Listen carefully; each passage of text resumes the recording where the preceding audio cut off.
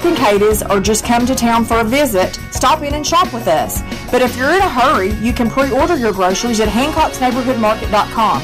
It's so easy and convenient. Of course, we want to see your smiling face anytime we can, but if you're in a hurry, Hancock'sNeighborhoodMarket.com is the way to go. Hancock's Neighborhood Market, Katie's. 1580 103.3 WPKY Coffee Talk is on the air. Morning conversations about things of interest to you. If you'd like to be a guest on Coffee Talk, just email us your information at WPKYonline@gmail.com. We're proud to call Caldwell County home. WPKY. Good morning. It is 8:10, and yes, we are on Coffee Talk here on WPKY. Remember, in just 40 minutes away, you are just 40 minutes away from, I'm sorry, you are 50 minutes away because it's 8:10, from the first career fair brought to you by the Lake Barkley Partnership for Economic Development. Starts at 9 a.m. at the Princeton Tourism Center, 206 East Market Street. It'll be going until 1 o'clock. Remember to dress professionally, bring your resume, and research a little bit about the companies before you go. There's going to be 10 employers there, and they all have jobs available. All right, we are going to talk to Shane Bogle this morning, the Extension Ag Agent at the Caldwell County Extension Office. Good morning, Shane. Good morning.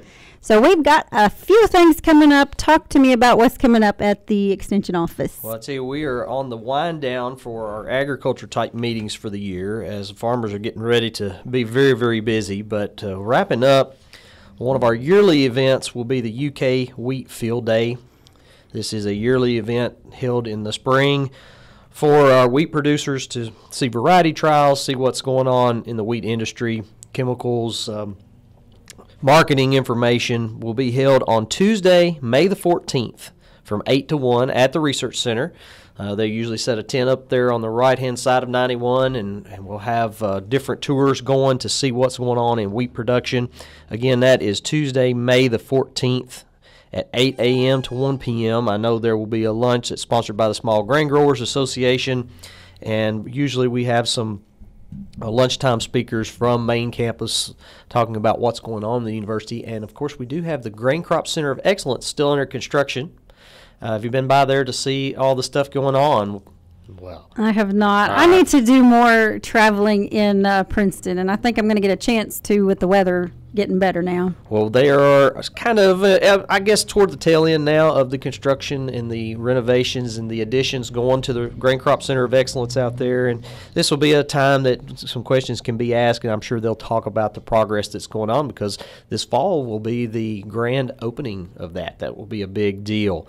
Also going in May on the 21st will be, I think this is our second of the year installment of CATS, K-A-T-S, which is a Kentucky Agriculture Training School. And the agronomy department there at UK is taking different aspects of crop production and working together to offer quality hands-on agriculture workshops. Participants can benefit from interactive in-depth training to help equip with the information they need during the various stages of the growing season for different crops.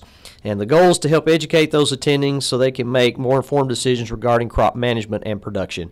Because when we're talking about management, usually just about anything we do management-wise costs money to producers. So scouting is a big thing in the agriculture industry. You don't know what's going on in the fields unless you're out in them. And seeing them from a tractor cab or a truck as you drive down the road is not adequate. We need to be out in the field seeing what's going on. And these field crop scouting clinics are excellent. We have all of the PhD and the agriculture knowledge of the university in the field with producers, with dealers, ag agents to see what's the latest and greatest in scouting and what's going on. So, again, that is on May the 21st. That is usually an all-day event. And if you go to the University of Kentucky website, it's kind of a long little deal, but to type in. But it is an online registration. But if you want more information, contact Lori Rogers. She is the coordinator for that at the Research and Education Center at 365-7541, and you can get registered for that nice workshop. So we are in spring, and with spring comes some things that we get lots of calls at the Extension office. I try to do some radio programs about what I get the most calls on at certain times of the year if it helps somebody down the road. And people take their fruit trees pretty serious in this area. Okay. Oh, you like a good crispy apple in the summer, or a pear. Okay. Well, we are at the early stages of fire blight season, and we have two major diseases that affect our apple trees and pear trees here in West Kentucky.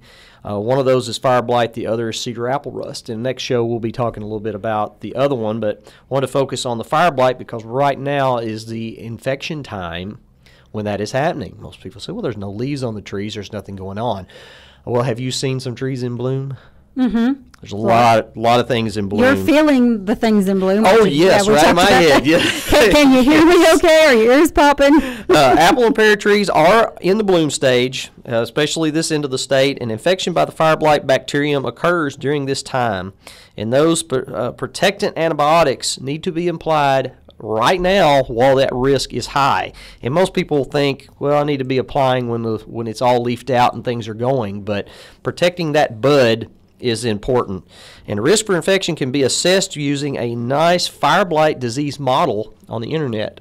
So they take information about our weather patterns, moisture in the air, and they know what the movement of this disease is. And growers can assess local risk by selecting the county and orchard history. You put in a little of your information on your trees and what age they are, and there's actually a map that'll come up that'll say you're at high risk for that right now. Apply a protectant to those trees. And right now, luckily, we have had low humidity the last few days, so that risk map is pretty much blank across the whole state. But at the same time, we need to be watching that, and that fire blight, once it is there, you may have seen it on some apple trees over the time, that there'll just be a whole little section of a limb that's just brown when everything else is green, and you'll see one or two or three or four across the tree, and it severely limits production. And remember, apple pear trees must be in bloom for these predictions to be accurate, and that is coming up very, very soon. Within the next few days, we're going to see them buds opening. They're kind of swelled now on a lot of those apples and pears. And I'm not talking about ornamentals, but fruit production. And according to the current assessment, the risk is low because our weather is still cool. You know, it's 26 degrees when I got up this morning. Mm-hmm. And that also gives us a chance of damaging those buds if we do get late freezes after those are open and going. So a rain event, however, will increase that risk a lot. So we are calling for some rain this weekend, and it would be a good time to think about putting that protectant on anybody that really cares about their apple and pear trees and get that done. So what exactly is fire blight? It is a bacteria Okay. that's airborne and thrives on high moisture content in the atmosphere, which West Kentucky, we are well known for our high humidity. And if some of our tree varieties, especially our older trees, that backyard type apple trees, are very susceptible to that disease, so it affects them that much more. And kind of once it's there for the season, your production, fruit's going to not look good, going to be aborted fruit, a lot lower production. And once it's there, when we're seeing the effects of it, it's too late to do anything. So the idea is to start ahead of time thinking about it, predicting what's going to go on, especially if a rain event is coming. But if you're interested in this, we have a mobile version of this that people can put on their phone for this predictor, and it's http weather.uky.edu/dim, and that will pull up that model where you can put your information in and see what the risk is for your area. And right now I put some information in this morning just to see what it was, and statewide, because of our low humidity and sunshine, we are at a low risk. But I'd say coming up this weekend, need to be thinking about, if you're going to pre-apply and think ahead, go ahead and be thinking about applying your protectant to those trees in the bud stage.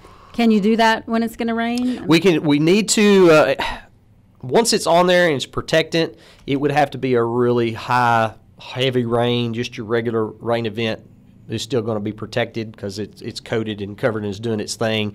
But, you know, if we had like a 2-inch rain and it poured for 2 days, we would think about applying that again. But getting it on ahead of time will definitely help. How often does it have to be applied? Should just be the one application unless we are having the rains, because once those buds open up, It's done. It's done. Okay. All right, and where do we find this? What we need to treat our trees? Oh, well, we do have nice publications. We've got some what we call the Backyard Fruit Production Guide. Well, we also have a commercial growers pesticide guide that's 300 and something pages, but this is a front and back for the backyard folks that can go to Walmart, can go to Folders and get the chemical that they need. It's already pre-mixed. They do their application. It's just kind of got a calendar on there that says this is when you need to be doing this. Here's the products. And most of those are available at Lowe's, Walmart, something like that. Anywhere you find regular pesticides. Anywhere you would find regular stuff, garden type things. So that goes along with this. So those publications are available at the Extension office on Highway 62 West in Princeton. All right, Shane. And if we have any questions, you know where I'm at. Yeah. 270-365-2787. All right. Anything else you want to tell us this morning? Well, next time we will visit on that cedar apple rust, which goes right along with this. We'll just do a little series on fruit for a while. Okay. Fruit. If you like fruit, we're going to talk fruit with Shane in the future. All right. Thank you so much for joining us this morning. Shane Bogle, Ag Agent at the Caldwell County Extension Office. Stay tuned. We are going to talk to a Fredonia resident in just a little bit about something big going on in Fredonia. We'll be right back. Who's a sweetheart? Who's Auntie Sprinter's pal? You are. Oh, Donna, he's so cute. Thanks, isn't he? Ugh, I wish my wireless bill were cute. I hate opening this thing every month. Stop overpaying for wireless and upgrade to the brilliant iPhone 10R with Sprint. Why?